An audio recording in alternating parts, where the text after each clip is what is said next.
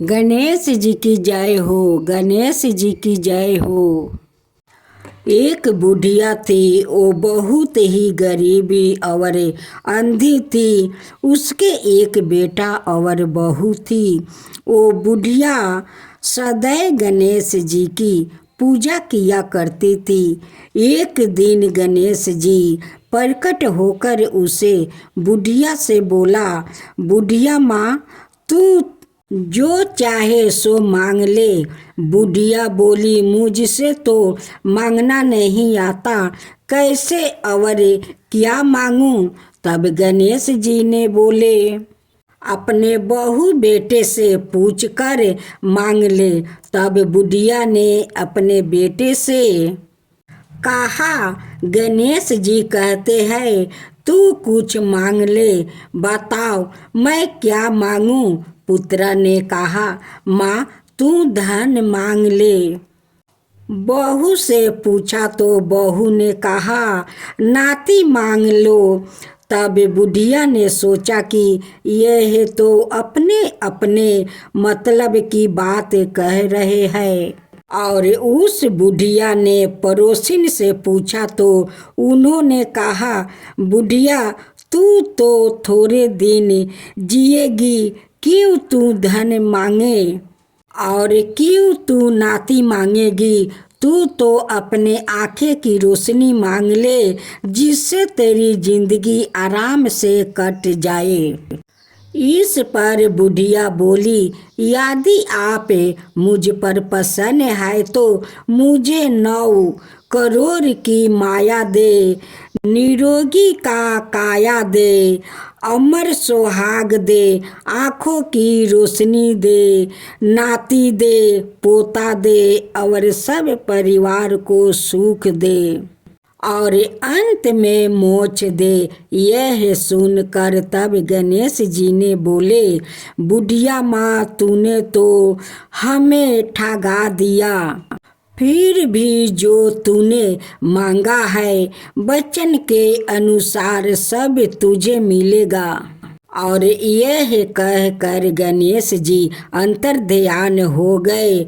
उधर बुढ़िया माँ ने जो कुछ मांगा वो सब कुछ मिल गया। हे गणेश जी महाराज, जैसे तूने उस बुढ़िया माँ को सब कुछ दिया वैसे ही सबको देना।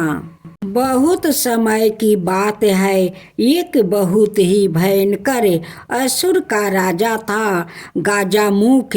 वो बहुत ही शक्तिशाली बनना और धन चाहता था।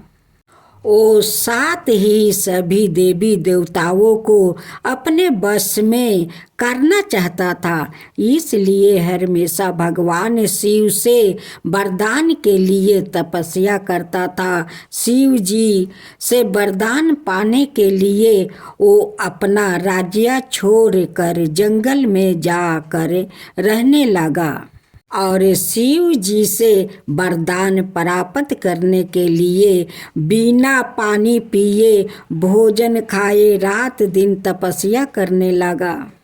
कुछ साल बीत गए। शिव जी उसके अपार तप को देखकर प्रभावित हो गए और शिव जी उसके सामने प्रकट हुए। शिव जी ने खुश होकर उसे दैविक शक्तियाँ प्रदान किया, जिससे वो बहुत शक्तिशाली बन गया। सबसे बड़ी ताकत जो शिव जी ने उसे प्रदान किया वो यह था कि उसे किसी भी शस्त्र से नहीं मारा जा सकता। असुर गजमुख को अपनी शक्तियों पर गर्व हो गया और वह अपने शक्तियाँ दुरुपयोग करने लगा और देवी देवताओं पर आक्रमण करने लगा।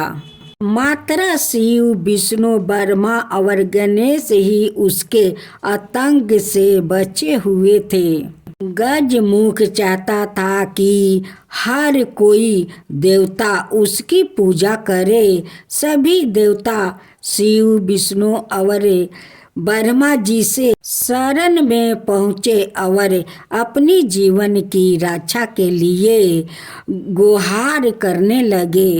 यह सब देखकर शिव जी ने गणेश को असुर गजमुख को यह सब करने से रोकने के लिए भेजा। गणेश जी ने गजमुख के साथ युद्ध किया और असुर गजमुख को पूरी तरह से घायल कर दिया, लेकिन तब भी वो नहीं माना। उस राक्षस ने सवाए को एक मूषक के रूप में बदल लिया और गणेश जी की ओर आक्रमण करने के लिए दौड़ा। जैसे ही वो गणेश जी के पास पहुंचा, गणेश जी कूद कर उसके ऊपर बैठ गया और गणेश जी ने गजमुख को जीवन भर के मूस में बदल दिया और अपने वाहन के रूप में जीवन भर के लिए रख लिया। बाद में गजमुख भी अपने इस रूप से खुश हुआ और गणेश जी का प्रिय मित्र भी बन गया।